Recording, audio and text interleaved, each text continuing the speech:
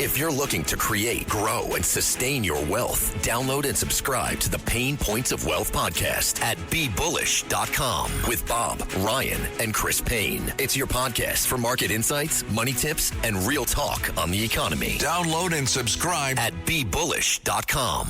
Listen, all you New Yorkers. Excuse me, taxi. Okay, man, we're looking around. This is the 77 WABC minicast. Welcome back into the Stone Zone. Now we are most honored to have with us Derek Maltz. Derek recently served as President Trump's acting administrator for the Drug Enforcement Administration.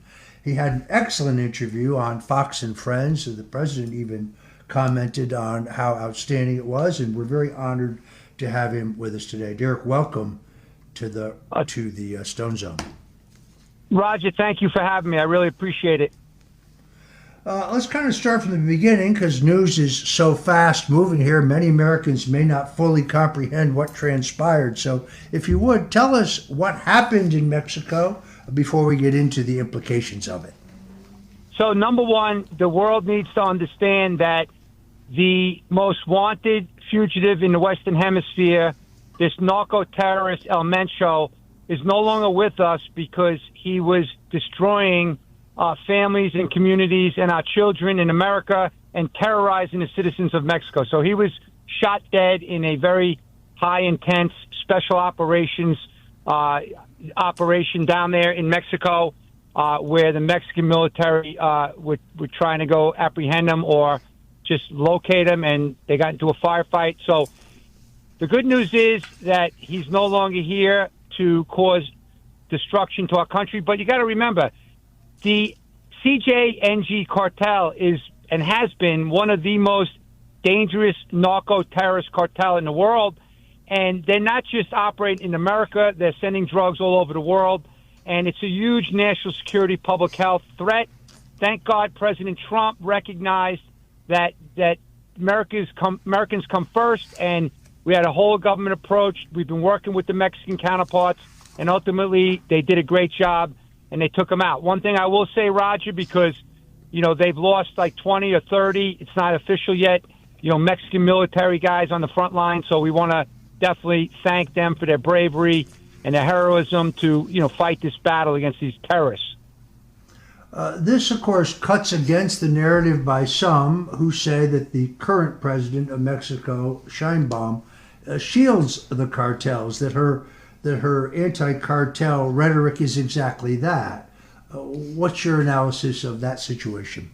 So, Roger, great question. So I was lucky enough, thanks to President Trump putting me in the acting DEA role, to be at Dulles Airport last February when we greeted a Mexican military aircraft with 7 high-level Mexican operators, kingpins like the Los Zetas, cartel leaders, Z40, Z42 got off the plane.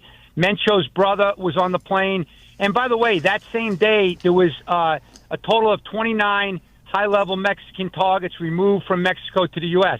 Since then, by the way, they have also removed 37 this past January of 26 and another 26 last August. So a total of 92 very high-level, very, very important figures in Mexico were sent to America to face justice. Roger, this has never happened in the history of the country. So that's tremendous cooperation. Another thing, the killer of Enrique Camarena, the DEA agent in 1985, an individual by the name of Rafael Caro Quintero, he was also sent here by President Sheinbaum and Omar Harfouche. So the Mexican government, since the past year or so, since President Trump has been in office, has done amazing work to support our joint efforts to destroy and decimate the cartels. What I will say is there was the leadership of this administration to be able to make it clear to the world with decisive messaging that we're not going to tolerate this any further, and we need the support. So bottom line is that she's out there, her troops are out there going after cartels every day, destroying labs, taking mass amounts of drugs and assets and guns off the playing field, and right now they're a solid partner as far as I'm concerned. Yeah, I've known Donald Trump for 50 years. People who may not get it yet should. This is a man who says what he means and means what he says. And he's very serious about his challenge to the cartels. The cartels are very powerful. They're very well-funded. They're very dangerous. But Donald Trump is determined to end this deadly flow of drugs into our country. Derek, what is the likely immediate impact on the United States and the dangerous fentanyl that has been flooding into our country? Okay, so the good news is there's already been an immediate impact the day Donald Trump took the office of president. So we have seen a decrease in fentanyl production in Mexico. We've seen a decrease of fentanyl seizures at the southern border. The bad news is that we're seeing a lot of methamphetamine, a lot of cocaine still coming into this country. We also are seeing much more dangerous synthetic opioids like carfentanil, like nitazene, isonitazene, metanitazene, protonitazene, and that stuff is more deadly than fentanyl. We don't know if all of these particular substances are coming over the southern border or if the cartels are actively involved in the production. We do know that the Chinese criminals are the ones behind this whole catastrophic disaster in our country, and they're working very closely with the cartels. So, that they've been trying to destabilize our country by weaponizing drugs to go after our future generation. So very strategic, very, very sound plan by the criminal networks. So we have a lot of work to do in regards to like the immediate impact over Mencho's death. I mean, right now there's just going to be more and more violence with the cartels fighting with each other, which is not a bad thing because they're killing each other. But obviously we're concerned about the safety and security of the Mexican citizens and, of course, American citizens that are down there. You kind of anticipated my next question. I was going to say, are there other aspects and activities such as money laundering, which may have been and continue to be beneficial to governments adversarial to the United States here, such as by China? Well, I'm glad you said that, but unfortunately it would take me all day to talk about this. I'll try to make it very brief, okay? Let's just make it clear. I ran the Special Operations Division for 10 years before I retired. The attack against America with chemical substances at a Chinese lab started many years ago. Of course, everyone knows they've been providing methamphetamine precursors for so many years to the Chinese Mexican cartels. But what people don't realize is they started a bombing campaign, literally sending synthetic cannabinoids and catechinones, K2 spice, bath salts into the country for several years. Then they switched over in 2012 with fentanyl directly to America in the mail.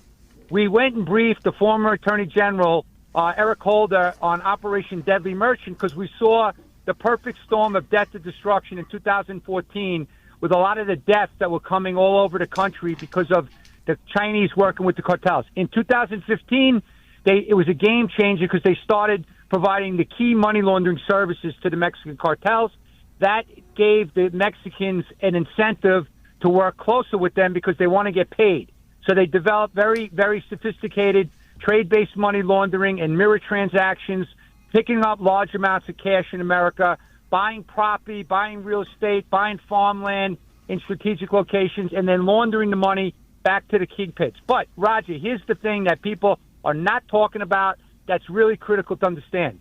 Under the last 4 years of the Biden administration, Chinese nationals came in at record levels. And a lot of them were setting up these very, very sophisticated marijuana grow operations. Why is that important?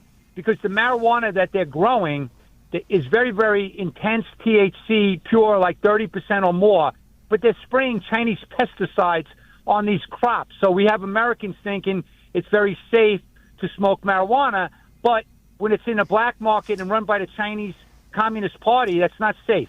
And the next thing I'm going to say, and the last thing I'm going to say, is the vapes now that are coming in at record levels. The vape products, they're coming from China illegally, and they're putting substances in the vapes that are harming our kids and destroying their lungs. And we're seeing an increase from definitely from the marijuana with psychosis, schizophrenia, anxiety, and it's causing more damage to our kids' brains.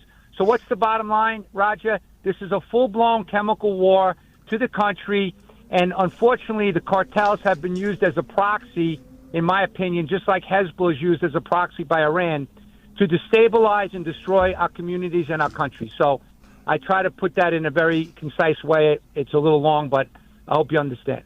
No, I think it was excellent. One of the questions I really failed to understand is why we still do not have a federal law that prohibits Chinese nationals or those fronting for the CCP, because there is no private property in China. Everything belongs to the government, from buying up prime ranch land, farmland, in some cases public facilities such as toll roads, bridges, tunnels, harbors. You cannot buy land in Canada unless you are a Canadian. Yet here in the United States, we allow Chinese interests to buy up some of our most valuable real estate. Here in Florida, with great fanfare, our governor announced that he would pass a law prohibiting the Chinese from buying property in Florida. But then when you read the small print, what you found is they were only prohibited from buying land if it was contiguous to a, quote, national security facility. That's not even defined anywhere in the law. I'm not even sure what that means. The sooner we have an absolute ban on the communist Chinese or those fronting for them purchasing strategic properties of the United States, in my opinion, the better off. I think you would agree that it's now fair to say that terrorism and narcotics trafficking are far more complex today than simple drug smuggling was as we once understood it. Oh, wait, 100%. I couldn't agree with you more the way you articulated that. Thank you for understanding this, and I wish we'd be able to connect the dots at the highest levels.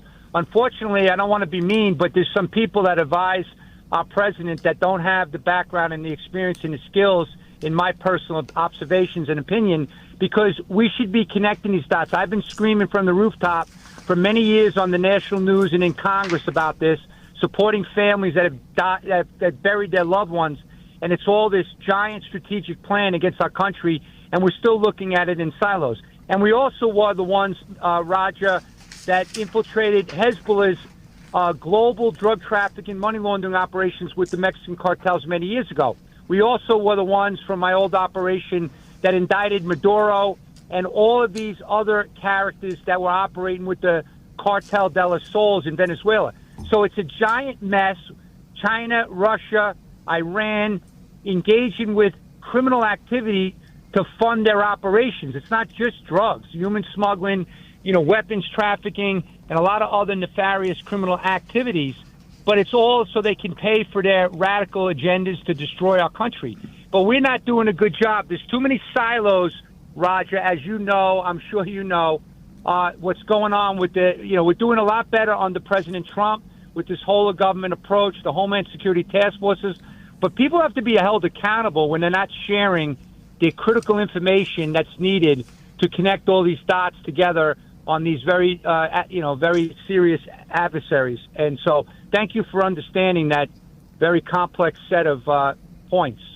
Yeah, here at home, we've had Americans dying at record levels from Chinese poisonings trafficked here by Mexican cartels, as well as other cartels in the Caribbean. The change of government in Honduras is going to crimp a substantial amount of narcotics trafficking that came from Honduras, never mind the president's brave action in Venezuela. I saw you quoted as saying that this crisis in America is not a red crisis or a blue crisis, but a red, white, and blue problem. Right. I could not have agreed with that more.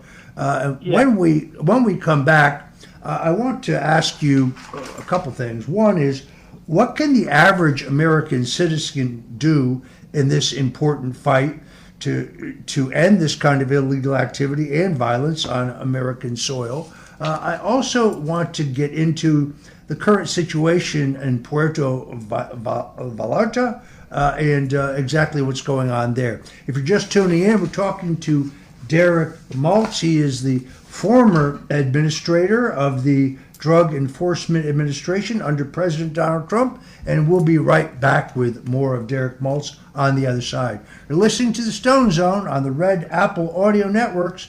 Whatever you do, don't touch that dial or leave us online, because we'll be right back. Rural Americans deserve access to the best of what our nation has to offer, especially healthcare. Across every state and every community, America's rural hospitals are the first line of defense, protecting our families, neighbors, and loved ones. No matter where you live, hospital care doesn't clock out. They're there 24 hours a day, 7 days a week, 365 days a year. Each year, America's over 5,000 hospitals care for millions of patients, providing 24/7 emergency care, delivering babies, cancer treatments, and other life-saving care that patients rely on. Behind every one of those patients are doctors, nurses, and caregivers working tirelessly to keep people healthy and safe. Hospitals are our community's lifelines. They employ our neighbors and keep our families healthy. But now, some in Congress are threatening access to care. Tell Congress, protect patient care to keep America strong. Don't cut rural health care.